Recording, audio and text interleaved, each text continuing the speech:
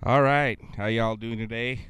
This is a demonstration of a Teac A4000S auto reverse transport. This machine it is a recorder, however, it requires an AR40S standalone preamplifier in order to record. All right, this machine is basically a transport for a Teac A4010S. There are some subtle internal differences enough that you can't try to swap this chassis into an AR4010 chassis easily. You'd have to have some soldering skills and things like that. And I did try it. There's just enough differences. I decided it's not worth the effort. The A4010 that I have does not work. I was thinking with this one I can make a working unit, but it's not worth it. This unit by itself works fine.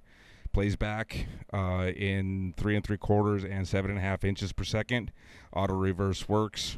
It's a great playback machine, or if you have a standalone AR40S laying around that you could hook it to, then you'd have a good recorder. So anyway, I've gone through and cleaned it up. I replaced a belt or both the belts inside the capstan and the counterbelts. Cleaned up whatever little connectors needed to be cleaned. Made sure that the little power light down here works. It does work.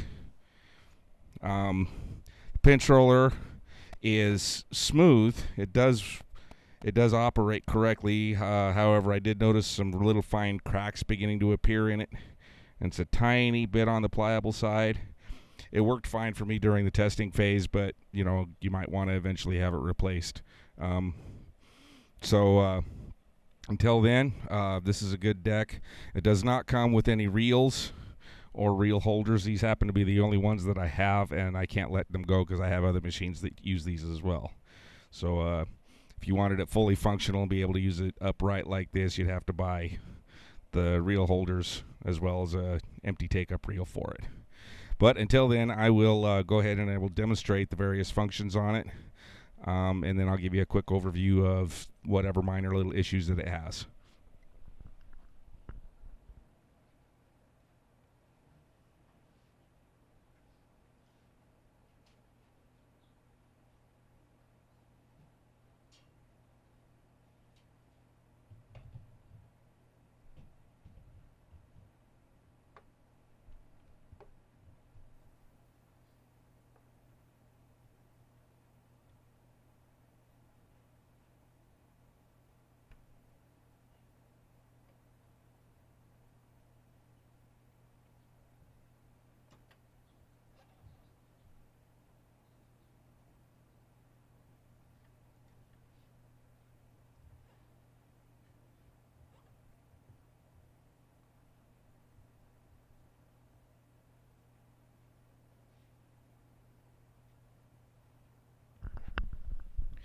Okay, to get around the copyright police on YouTube, which is where this will be posted, I used a different machine that I have to record a couple of songs. These are my own songs, my band Revolution, just as a demonstration of the machine's capabilities. One song is recorded at 7.5 inches per second. That's the first one that we're going to play. And so I'm going to hit play right now. As you can see, the pinch roller moves up great. It works well. It's a good sounding machine.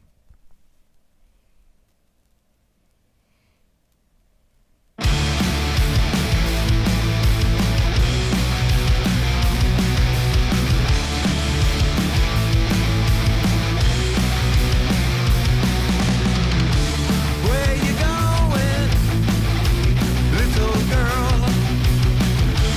Where you going with your hair all up in curls? Where you going?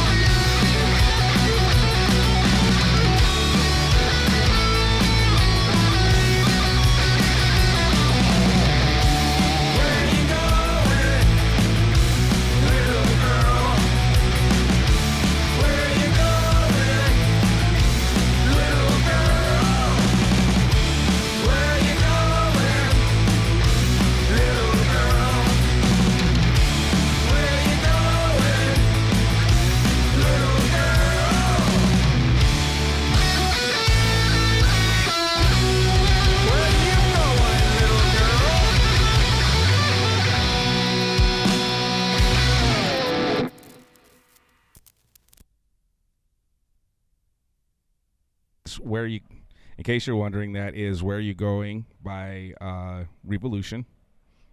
Flash Flint on vocal. Haha, we love that song. Anyway, so as you can see, it sounds excellent at 7.5 inches per second. And so now I'm going to change the speed over to 3 3/4 inches per second and play the next song for you. This one's called Girl Stuff.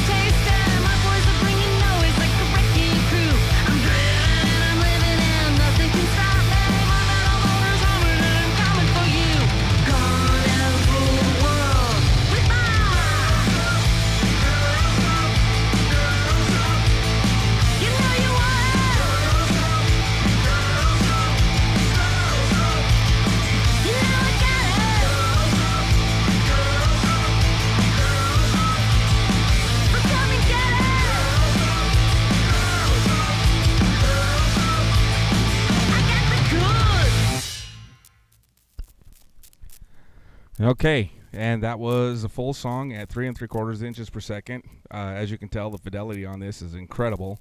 To be honest, the tape that I'm using is not Sony PR150, regardless of what the reels look like. It's actually ATR MDS36.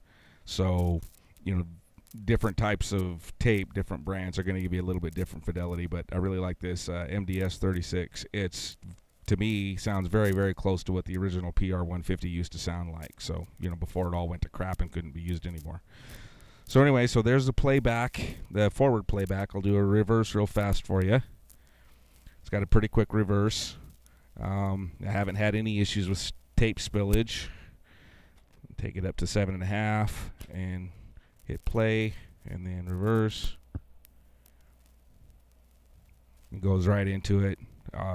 Works very, very well. Okay, and now fast forward.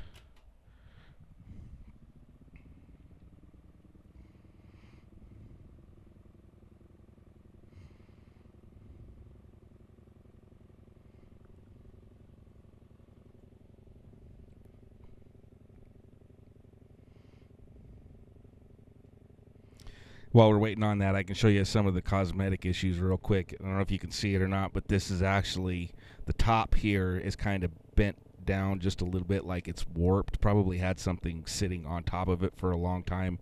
It wasn't me. I got it like this.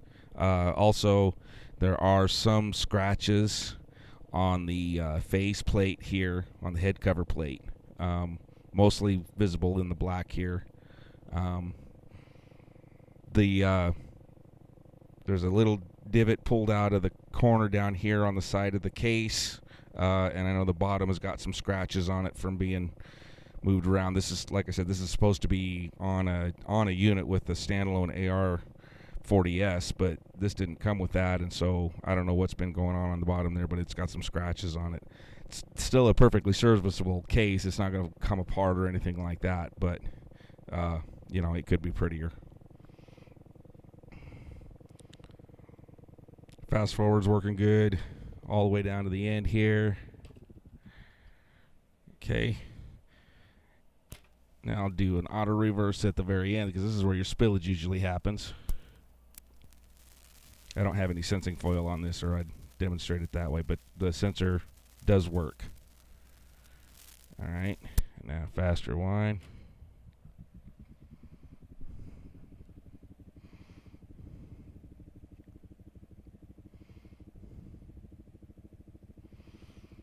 So basically, what I did is I had the cover off of it. I had to take it physically out of the case in order to access the capstan belt and replace that. But it does have a brand new capstan belt on it, and it has a brand new counter belt on it. I also blew it out really good, as good as I could anyway. There's no pots on it to clean up or control, but all of the buttons are working correctly. So in the interest of not trying to screw anything up, I left it alone. It all works well. If I had any use for a standalone playback machine, I would keep it, but I really don't. Got a lot of machines that I'm trying to fix up and get rid of, and this is one that was an easy one. So basically, replace a belt and it's ready to go. Well, two belts.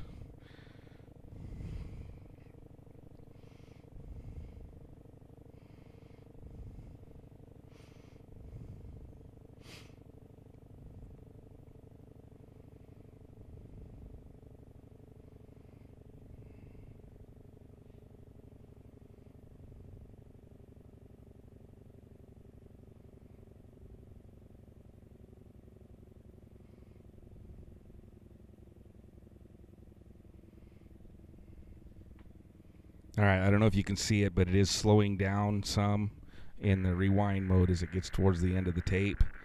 That generally is like a motor run capacitor issue. This has variable resistors. A person might be able to play with those a little bit, figure out which ones run the rewind, and maybe get a little bit better activity out of it. I'm not going to mess with that, but I'm not trying to get top dollar for this machine either. This is a working machine, except for this one particular issue right here. I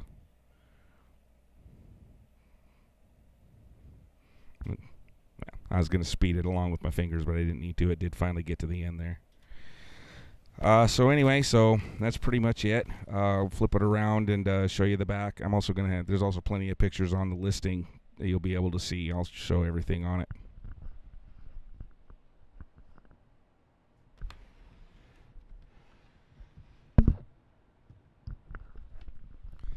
Okay, so on the back, this is your plug. Oh, it's not going to come with a power cord either.